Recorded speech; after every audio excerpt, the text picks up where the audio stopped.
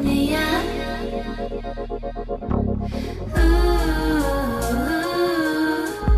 你呀，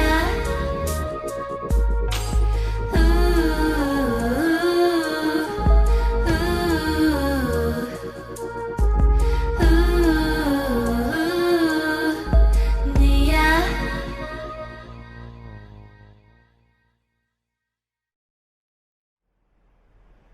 那你倒是告诉我，什么叫做来真的呀？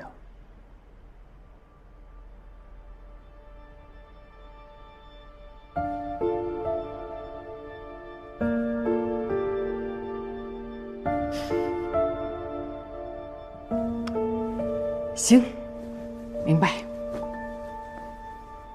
毕竟像我们老周这样有品位，还帅，各方面质量都优秀的男的，世间不可多得。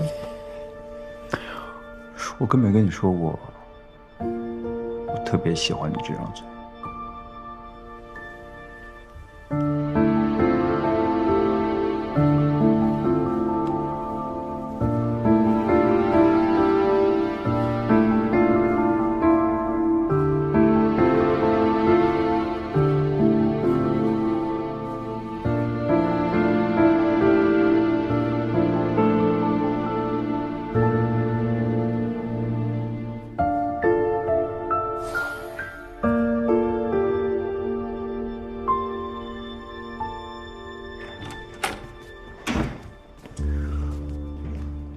去哪儿？我让刘师傅先送你。不用，我叫好车了。公归公，私归私嘛，公私要分明。周总说的我都记心里了啊，省得遇到熟人你也不好解释。走了。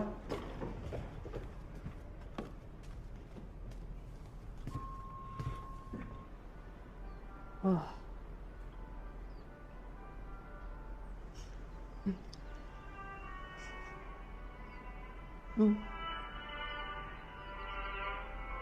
哇，凯西姐，你好有气质啊，好好看。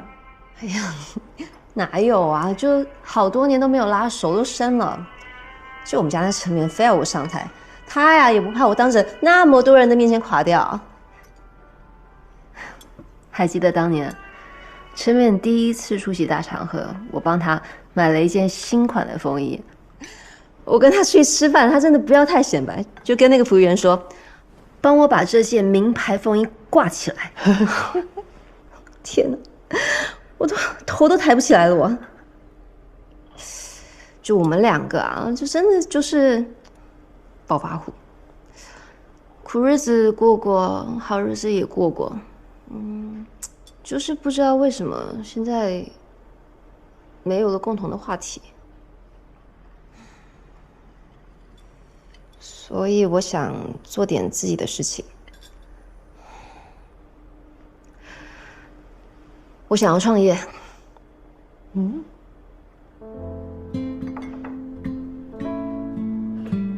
我记得陈冕当年创业的时候，好像还休学来着，是吧？他家里人不反对吗？他们陈家世世代代就出了这么一个大学生，全家都听他的。当年他要创业，我也是支持他的呀。苦是苦了点，那我觉得没有关系。你看啊，陈冕想要创业，得到的全是助推力，家里支持他，女朋友理解他。我们呢，我们就不一样了。我记得当年我想北上的时候，都是偷偷摸摸走的。哎呀，我爸妈知道那个生气呀，挂在嘴边的口头禅就是“自从你做了这个，我们没有一天是开心的”，到现在还在说。所以，我不得不说，我真的发自肺腑的羡慕陈冕。哎呀，宝贝，你还是帮我想想吧。如果今天我想要创业，我可以做点什么呢？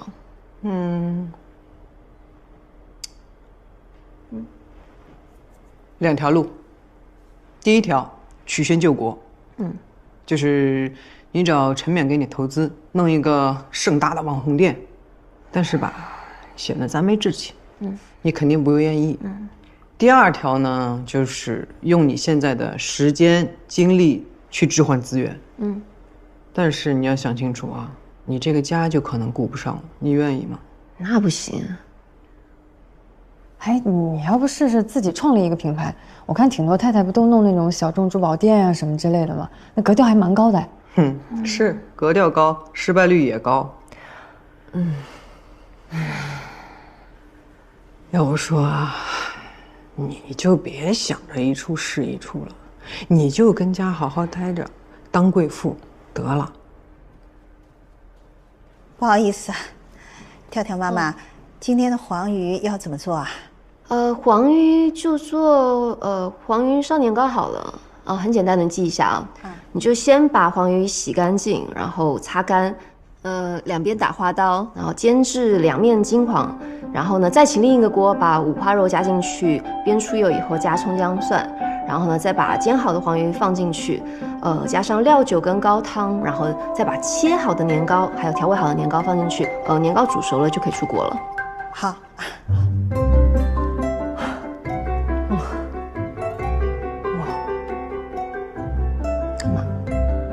好厉害，很简单的啊。很简单嘛。哪里简单？做过一次就知道了呀。哎，要不这样吧，你就弄一个短视频做美食博主，多好啊！而且陈叔叔本来就是大厨啊，你有祖传手艺，糊弄外行，那这是不是？我觉得这挺好的，凯西姐，真的挺有看点的，挺好弄的啊？是吗？那我有什么卖点呢？你的招魂生活就是你的卖点呢。你以为这个生活谁都能有啊？是不是啊？而且这个菜谱啊，就是一定不要太家常。但是你的表述方式呢，要很家常，就像你刚刚那哒那一段，你知道吧？然后拍的时候呢，千万不要露脸，但时不时的吧，就带到你家厨房的全景。低调的秀，神秘的拍，激发网友的好奇心，大家可吃这一套了。我老爱看这个了。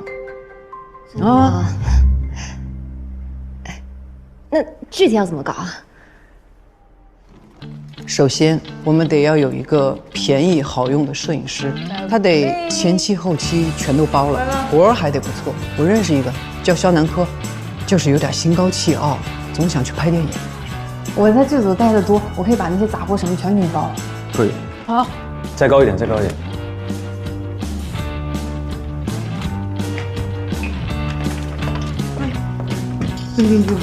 好。可以。OK 的。那准备好了吗？准备好我们就开始了。来，3、2、1 ，Action！ 然后拍的时候啊，不拍脸，只拍手，只拍这双养尊处优且会做饭的手。一个固定机位，暖光铺着，小音乐给着，小词儿说着。网红，哇塞，我都感兴趣了。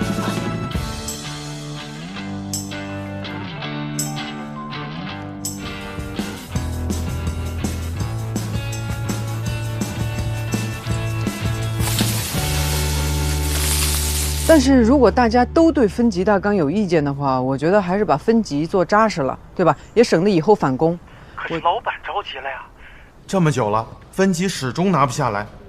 哎呀，好多东西啊，我觉得在分级上解决不了的，在剧本上都能解决。那老板希望多长时间看到剧本呢？前3集1个礼拜可以吧？打铁趁热，老板等着呢。拜托了。行。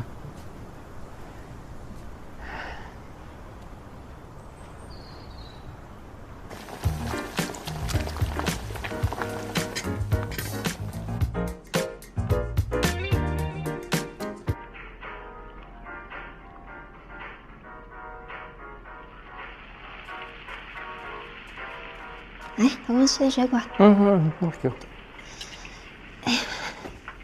其实啊，主要是罗曼的想法。我想反正也没有什么成本嘛，试一试也没有关系。你觉得呢？有点意思。真的吗？我就说啊，第1期一定要做那个野生大黄鱼啊，拍起来金灿灿的，可好看了。我们一共呢做了4、5条。哎，老公你知道吗？原来拍这种美食视频啊是不能做全熟的，拍起来就不好看了。还不错，上传了没？反响怎么样？你没有审核过，我哪敢啊？传呗，这种小视频一开始一定不会有水花的，反正你多拍多传，多看看评论呗。哎，老公，要不第1期你来发有纪念意义的？来呀！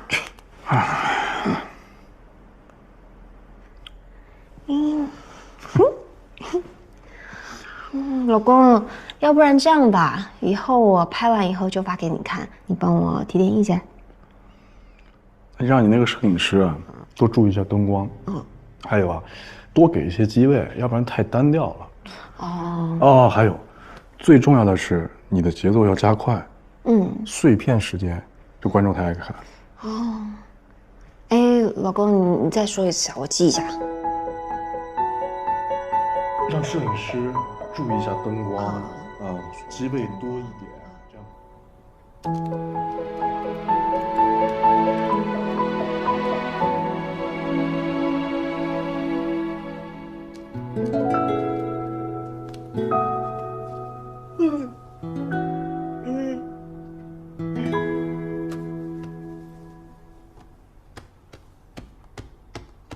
你睡了吗？还在赶剧本呢，你明天回。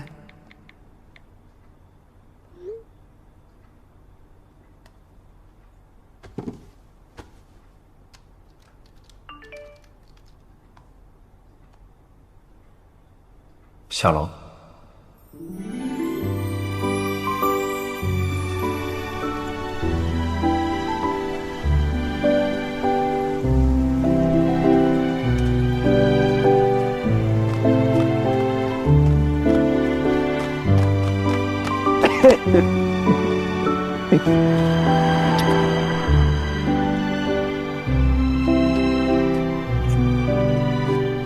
这么晚跑过来，刚下飞机。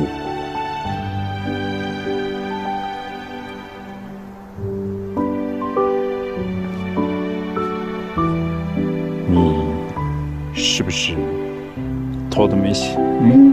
脸也没洗，喜欢吗？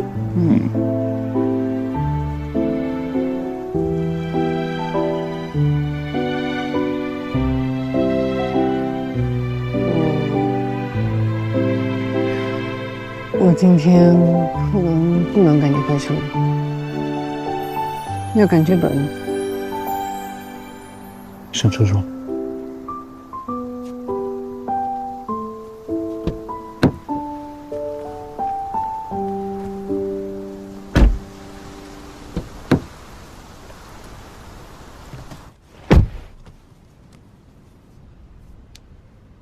为什么不能去？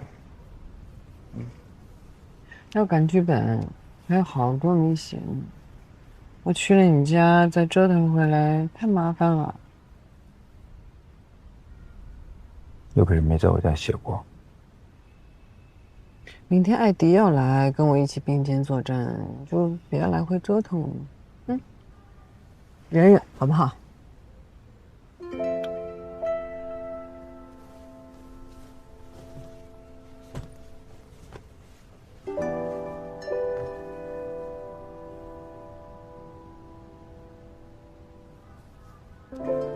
怎么了？很累啊？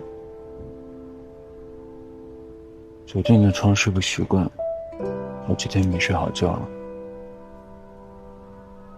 是不习惯酒店的枕头，还是不习惯身边没有我啦？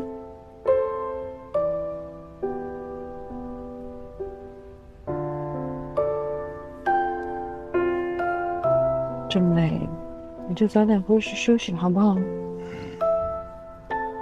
我要多抱你一会儿。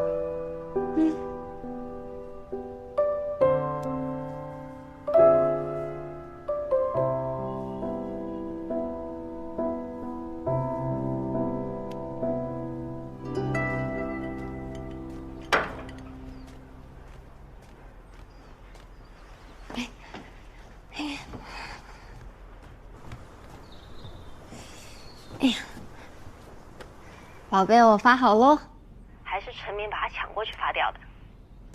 他看的还挺认真的，说呢我做的不错，然后啊就一直碎碎念，一会儿说你应该要这样啊，你应该要那样啊，哇，还好他是我老公，不是我老板，不然我就烦死了呀。那不是挺好的吗？说明你们家陈总还是挺在乎你的，是不是？不过我发现啊，他们这些当老板的，是不是都想着一出是一出啊？昨天老周也是，招呼都不打一下，直接到我家楼下了。本来我在赶剧本，还得下去应酬他。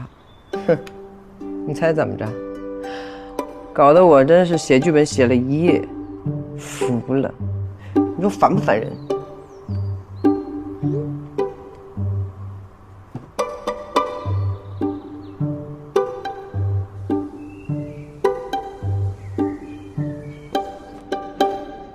可能要注意一下打光，然后机位再多换几个，节奏可以再快一点。机位不变是之前跟罗曼老师说好的，而且我就算现在想配合你，我也做不到，没有那么多设备，再说也不是一个价钱。哦，要不咱这次先按方案这么拍，如果不行的话，我们下次再换方案。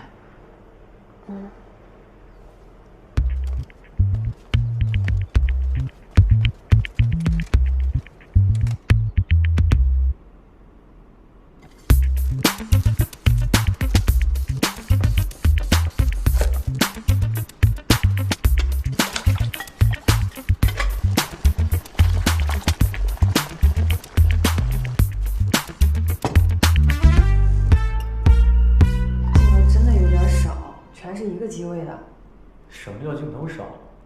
可是这样镜头语言就是很单调啊！你别人看着看着我睡着了都能。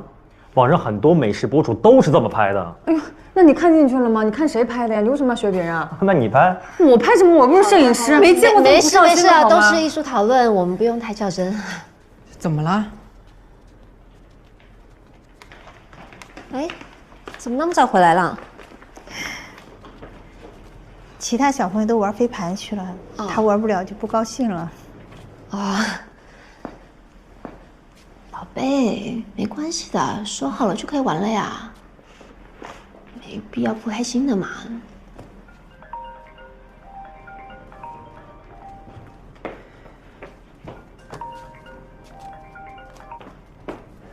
喂，老公啊。我妈给你打电话，你怎么不接啊？哦，我刚刚在拍视频，手机静音了。妈就只是想要帮她跟几个闺蜜订一下机票跟酒店什么的。啊？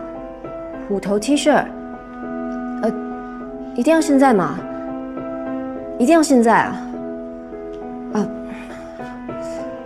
好。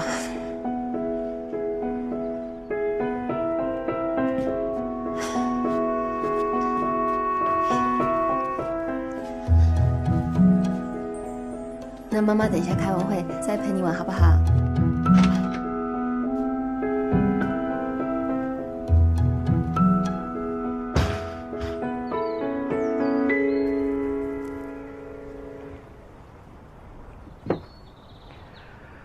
素材我看了，实话实说，挺有失水准，是不怎么样。罗门老师，咱们除了干活，最怕的就是不专业的领导专业的，现场到底听谁的？凯西呢，不是咱这行的，肯定是不专业的，但他起码知道自己要什么，不要什么，他会表达。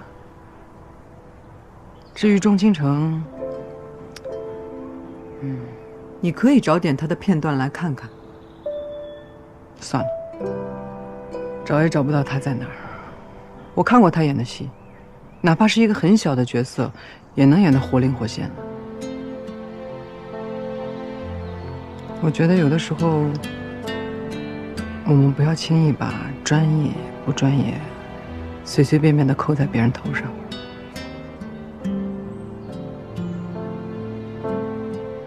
不是你一个人怀才不遇。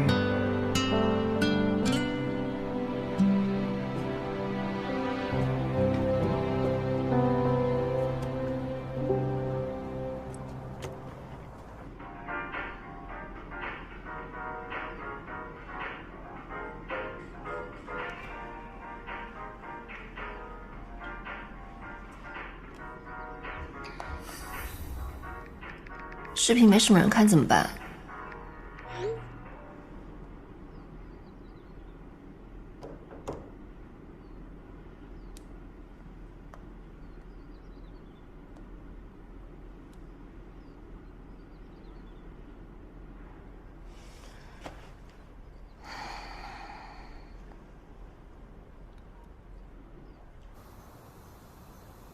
每天清晨，村里的妇女都会到河边洗衣服。她们将衣服放在石块上，然后用木棍敲打，衣服很快就被洗干净了。看着村民们来来往往，辛苦劳动，石头感觉心里暖暖的。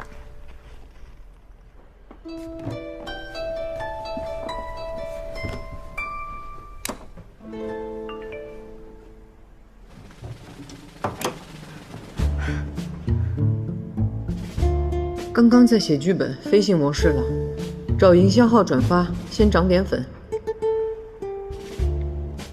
找什么营销号？怎么让人家转发？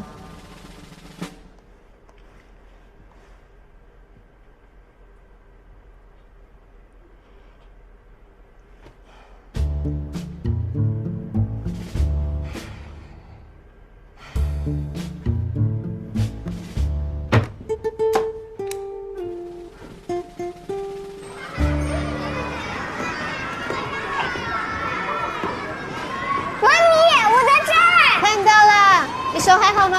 还好，还好。去找你哥去。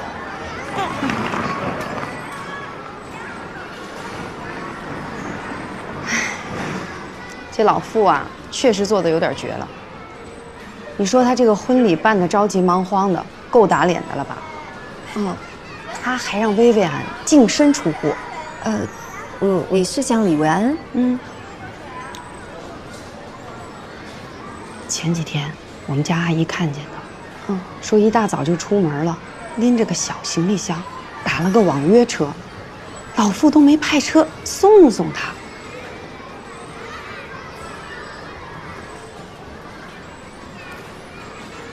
慢点。晨晨，晨晨，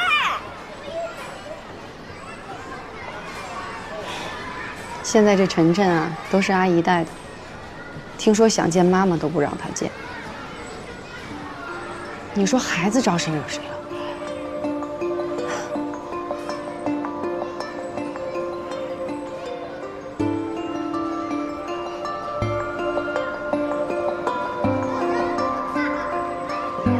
我找了几个我关注的营销号，你看哪一个合适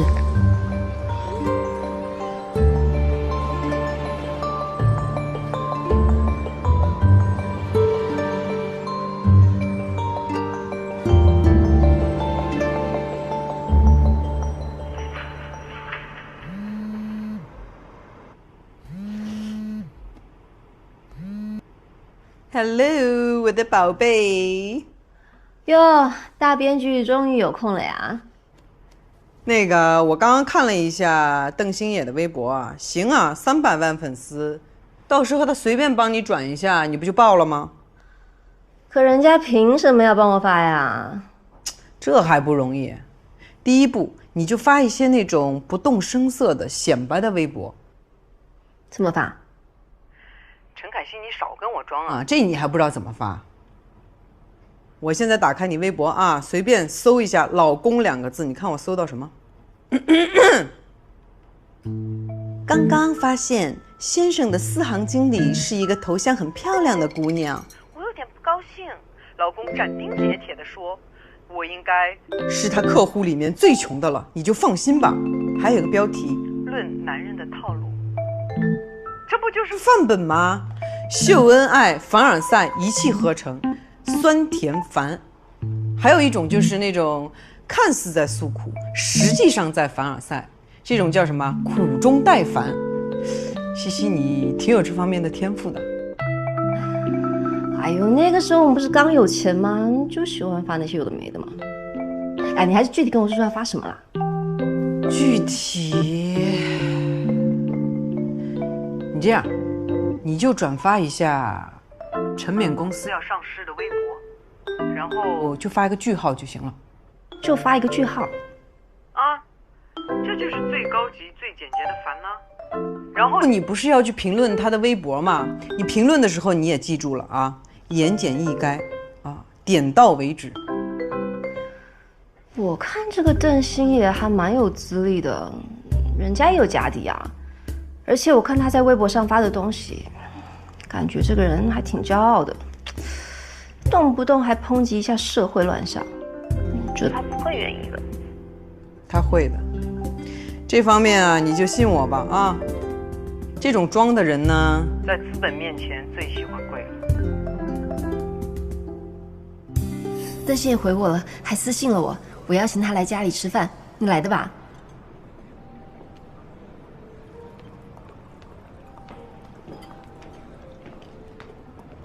没有。哎，你有没有觉得，我们俩在这吃饭，像不像我给公司立了一个大功，然后你奖励我吃一顿这样的饭？你看他们穿的。我反正不会奖励下属吃这么一顿饭。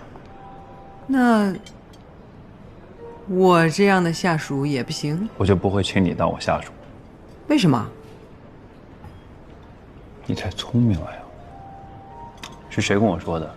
教会徒弟会饿死师傅。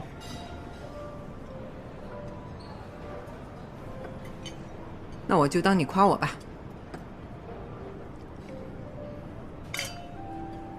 你知道我为什么喜欢你吗？为什么？因为像我这样一个聪明的女人，你笑什么？嗯，我不说了。好了，说吧，为什么？因为像我这样一个聪明的女人吧，从谈第一段恋爱开始，我就学会了一件事情，就是装傻。我起码得装得比对方看起来傻。怎么说呢？就要以一个很拧巴的姿势，然后去仰望他，并且得让对方感觉到我在仰望他，对方才会觉得我可爱，好像这样，我才能得到所谓的爱情。那会不会很累啊？会啊。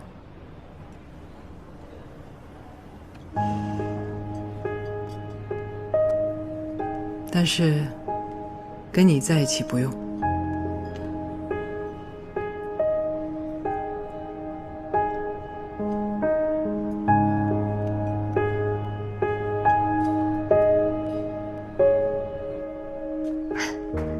哎，黄虾好了。这个啊，要趁热吃才好吃。太丰盛了，陈太太，我们吃不了了吧？好不容易请到您，我太开心了。我平时啊可喜欢看您推荐的书了，我一连看了好几本，收获老大了，品味太好了。我敬您一下。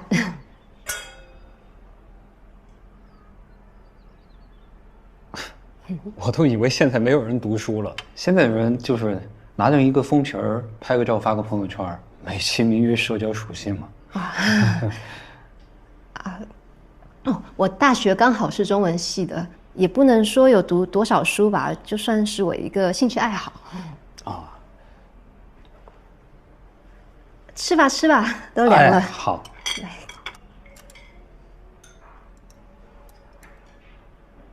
嗯，不错。是吗？我97年的时候啊，我写过一篇文章，是关于 Deep Blue 啊，当时我就说哈。我说书籍会因为互联网而消失，人力呢会因为人工智能呢被取代。当时他们觉得我都是在危言耸听，哎，但你现在别说啊，这些事情它都一步一步实现了。哎，你说未来读书和写书还有那么重要吗？归根到底，科技改变了一切。所以说啊，还是陈绵总这样的人，彻底改变了世界。为陈绵总为科技，为新时代，干杯！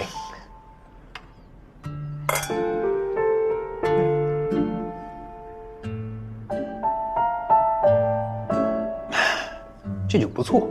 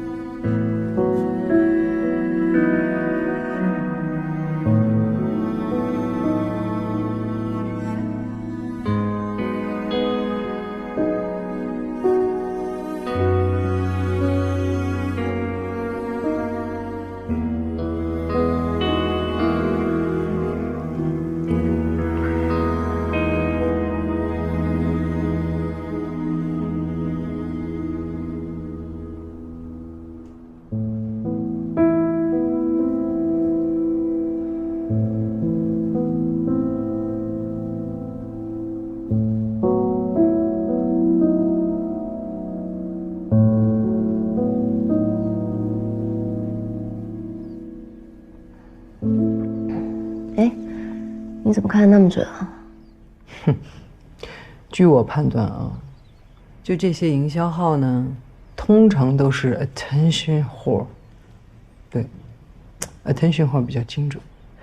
他们的刻薄是只针对特定人群，因为他们认为攻击这帮人是最安全的。普通人呢是偶尔要关心一下的，但是攀附新贵是他们的本能。你真的好厉害啊！怎么样？我看他一转发，你点击量好几万呢，效果挺立竿见影的。嗯。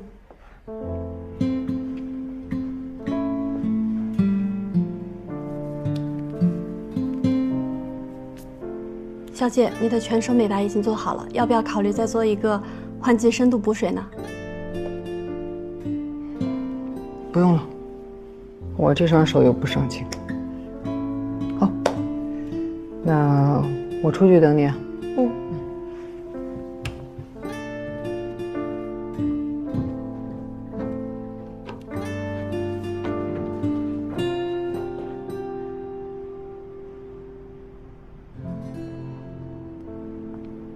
小姐您好，可以麻烦您帮我们填一份问卷调查吗？我们有小礼物送您哦。于小姐还是喝花果茶吗？好，您休息一下。都填很满意是吧？哦，没墨了，不好意思，您稍等一下，我去换支笔。先用我这支吧。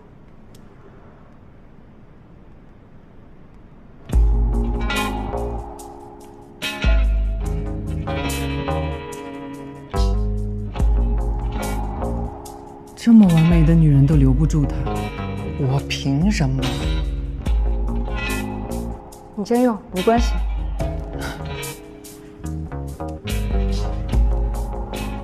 谢谢啊。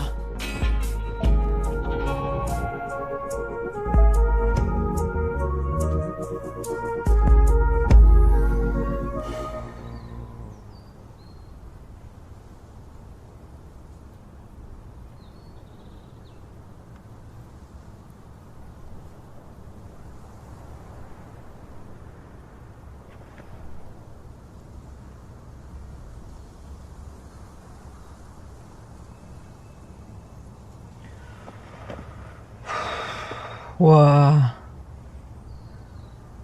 看到于悄悄了。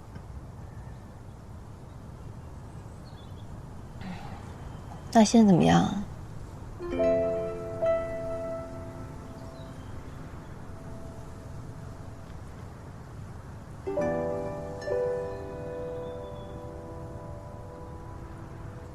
昨天晚上，陈敏回家，我们聊了聊。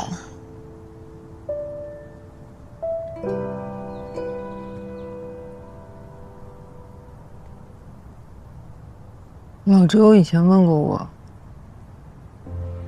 他说：“你觉得什么样的日子是好日子？”我当时说陈凯希啊，陈凯希那样的人就是好日子。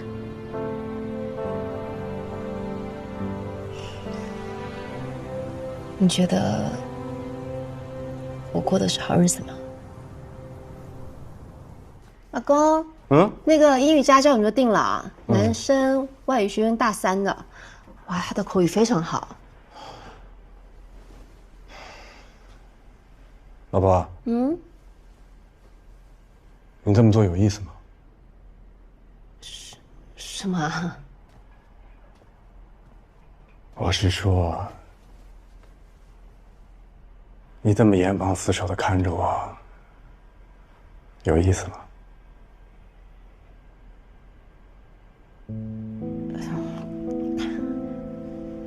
老公，你在说什么呀？哎，你还记得老贺吗？哦，早死了，猝死。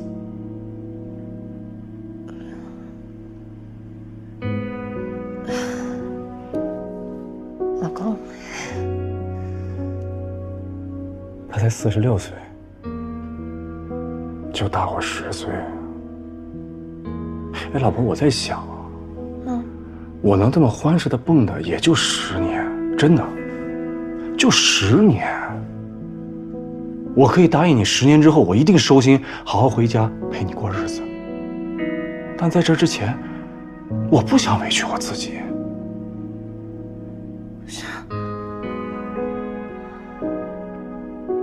老公，你在说什么呀？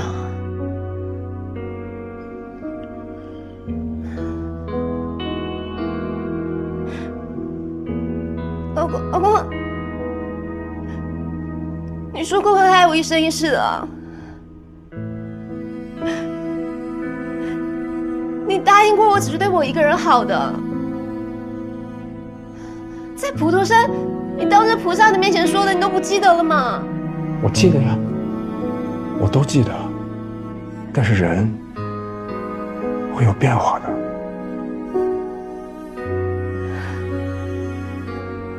人有什么变化？是你有钱了，还是我老了？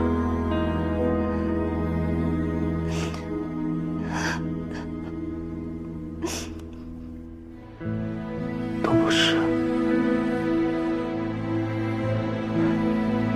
是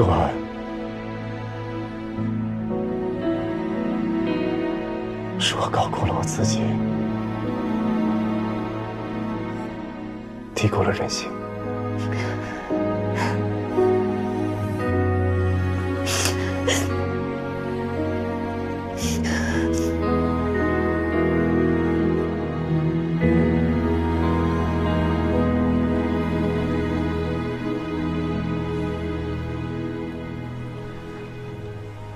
有什么你就说嘛。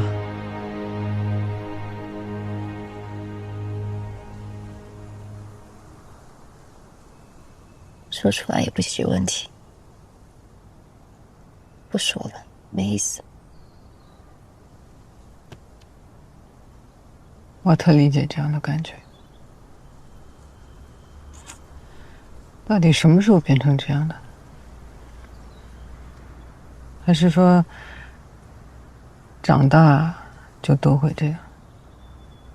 有的时候觉得长大还真挺烦的。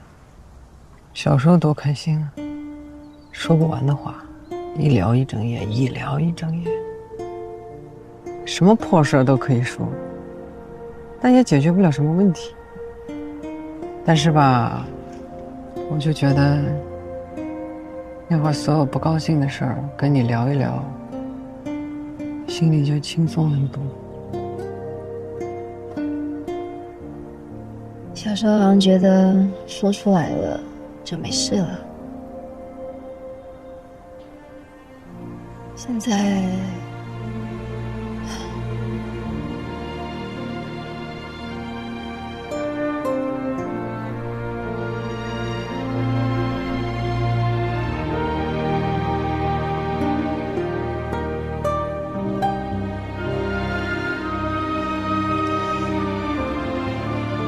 你呢？你想说什么？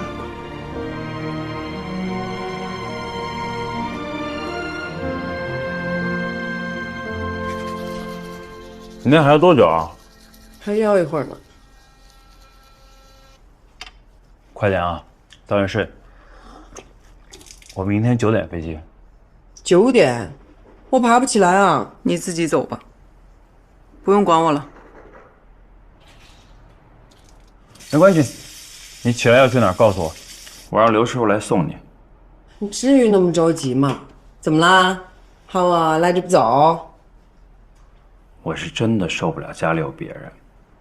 我妈来，我都是让她住酒店的。知道，不用跟我解释。快点。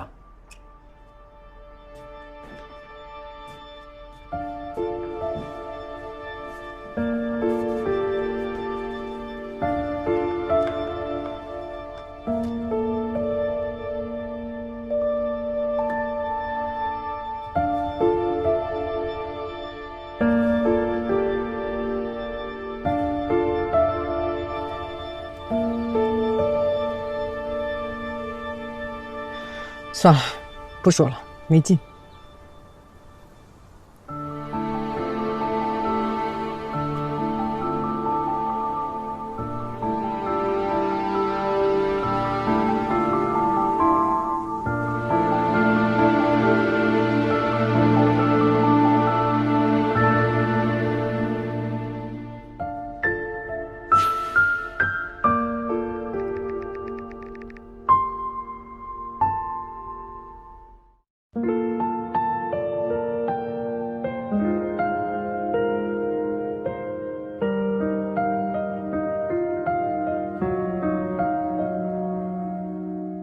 总是天真的以为